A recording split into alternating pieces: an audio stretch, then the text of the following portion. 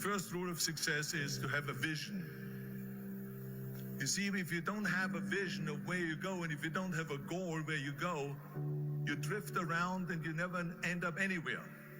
It's like you can have the best ship in the world, you can have the best airplane in the world. If the pilot or the captain doesn't know where to go, it would just drift around. It would not end up anywhere, or most likely in the wrong place. So I was very fortunate that I stumbled onto my vision. I mean, as you know, I was born in 1947 in Austria after the Second World War. And I didn't really like Austria when I grew up. I couldn't wait to get out of there. I couldn't see myself becoming a farmer or a worker in a factory or anything like that. Even though my parents wanted me to stay there and have a normal life. My father wanted me to become a police officer like he was. My mother wanted me just to stay there and marry a girl with the name of Heidi, hopefully, and have a bunch of kids and run around like the Van Trapp family in The Sound of Music. But that was their vision, not mine. My vision was totally different. I felt that I was born for something special, for something unique, for something big. Do you know how great it felt that I knew where I was going? Imagine the majority of people don't know where they're going. When you have a goal, when you have a vision, everything becomes easy. Because remember that in America, for instance, when you study, you will see the percentage of people that like their jobs. 74% hate their job in America. Now, there's not much different when you come to Europe. The majority of people don't like what they're doing because they're really not doing it because they didn't have a goal and they followed this goal. They just aimlessly drift around, and then all of a sudden there's a job opening, so they get their job because you have to work. But then when you work, it's a chore. It's work. It's not fun. So if you think about, only a quarter of the people really enjoy what they're doing in life. That is unbelievable if you think about it. So I felt so blessed that I knew what I was doing. It's like a medical student that studies and knows he wants to become a doctor. You know where to go. So I knew where to go.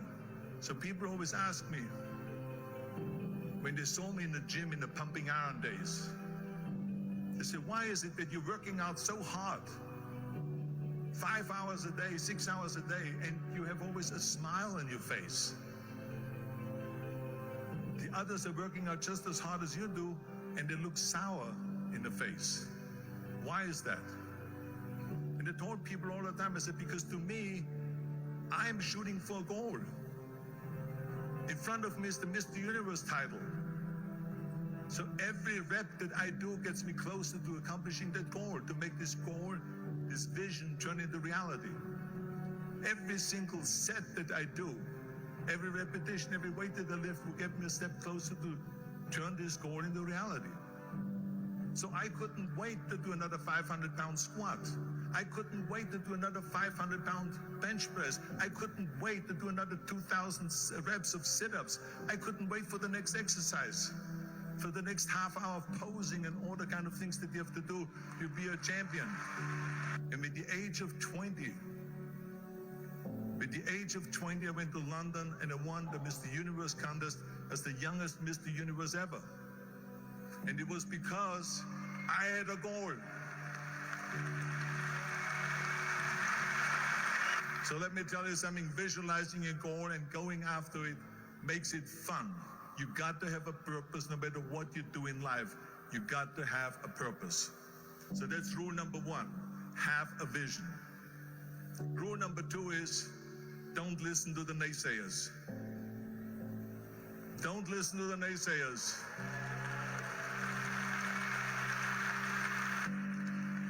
Everything I ever did, the thing that I heard out of people's mouth was, that's impossible. That can't be done. Or no. So whenever someone said to me, it can't be done, I heard, it can be done. When they said no, I heard yes. And when they said it's impossible, I heard it is possible. I'm a strong believer of what Nelson Mandela said, that everything is always impossible until someone does it. Well, I'm going to be the one that said to myself, I'm going to do it and I'm going to show it to them. Maybe it has never been done before. That's perfectly fine with me. But I'm going to do it. And I did not listen to the naysayers. Next thing, the third point that I'm going to make to you is, before we sit down with Jürgen and talk about the rest of the three, is work your ass off. There is no magic pill.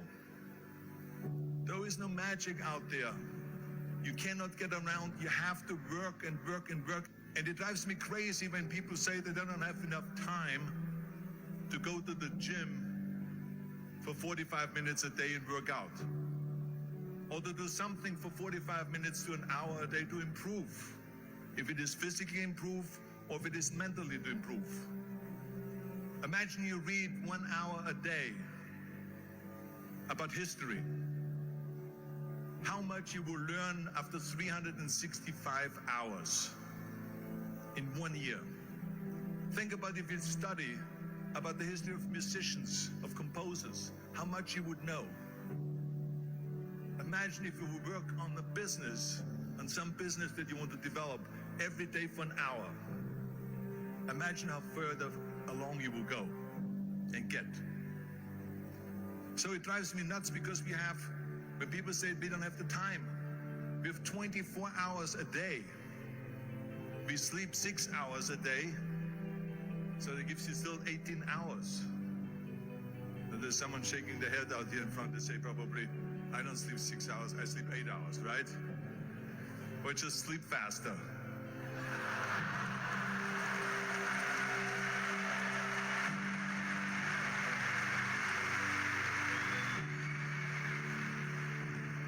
So we have 18 hours a day. The average person works around 8 to 10 hours.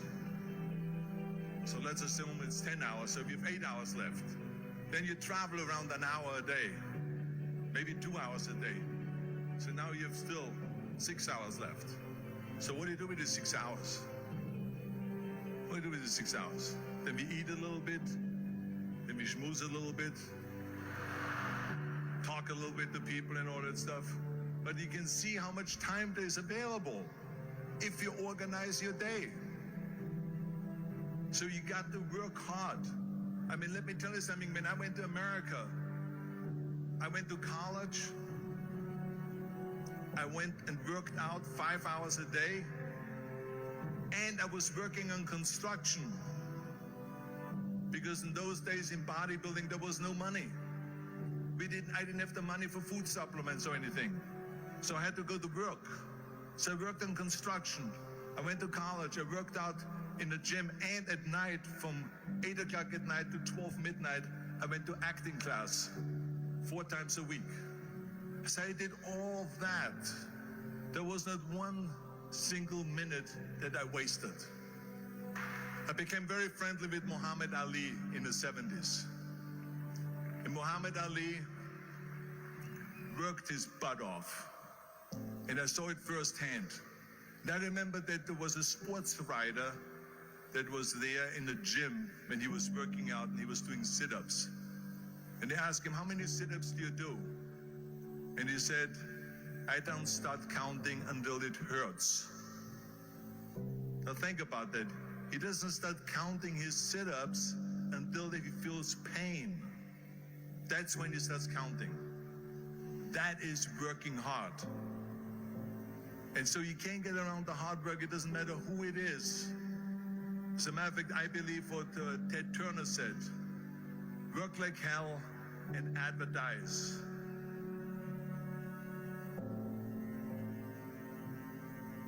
You get it? Work like hell, go to bed, and early to rise, work like hell and advertise.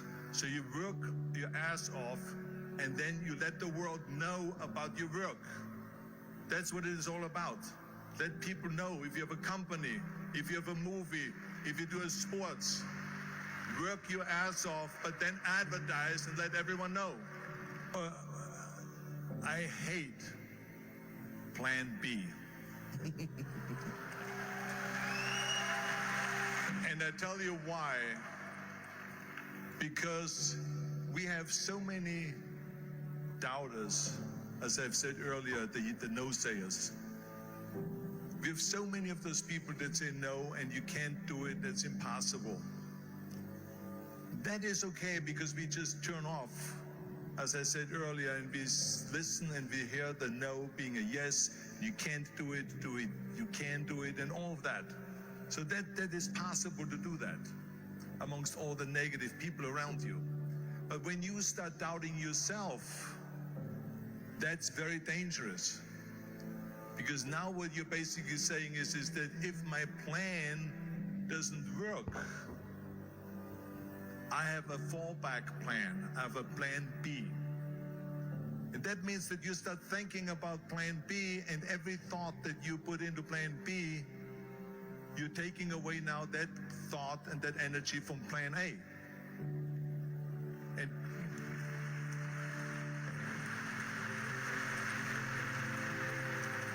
And it's very important to understand that we function better if there is no safety net, because plan B becomes a safety net. It says that if I fail, then I fall and I get picked up and I have something else there that will protect me.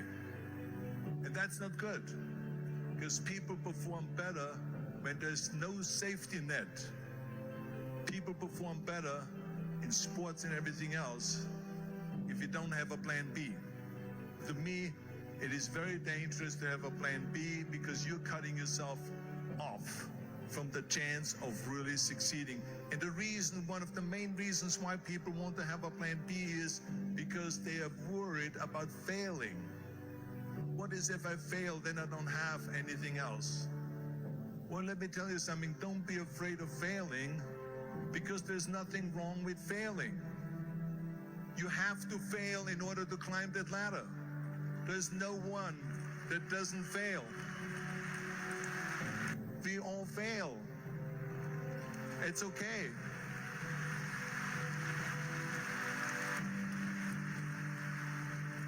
What is not okay is that when you fail, you stay down. Whoever stays down is a loser. And winners will fail and get up, fail and get up, fail and get up. You always get up. That is a winner. That is a winner. Hey, we all lose. We all have losses. This is okay. And this is why I say don't be worried about losing, because when you're afraid of losing, then you get frozen. You get stiff. You're not relaxed. You got to be, in order to perform well in anything, if it's in boxing or if it is on your job or with your thinking, is only happening when you relax. So relax. It's okay to fail. Let's just go all out and give it everything that you got. That's what it is all about. So don't be afraid to fail. This is one of my 6 rules to success. You can only feel complete as a person if you think about what can you do for your fellow member around you that maybe needs help. I felt like that. Everyone has a different motivation why you get into that. I was an immigrant going to America, and I saw how America was the most generous country in the world. I mean, they opened up their arms to me, they helped me, they invited me for Thanksgiving dinner to people. They brought me, the bodybuilders in the gym brought me plates to my apartment because I had no plates, I had no silverware, I had no bedware, I had no pillows, I had no blanket, I had no TV, I had no radio, I had nothing. They brought it to my apartment. They helped me. And I saw that firsthand, this generosity in America. And I said to myself, as an immigrant that is being embraced with open arms, that I need to go and make sure that I give something back.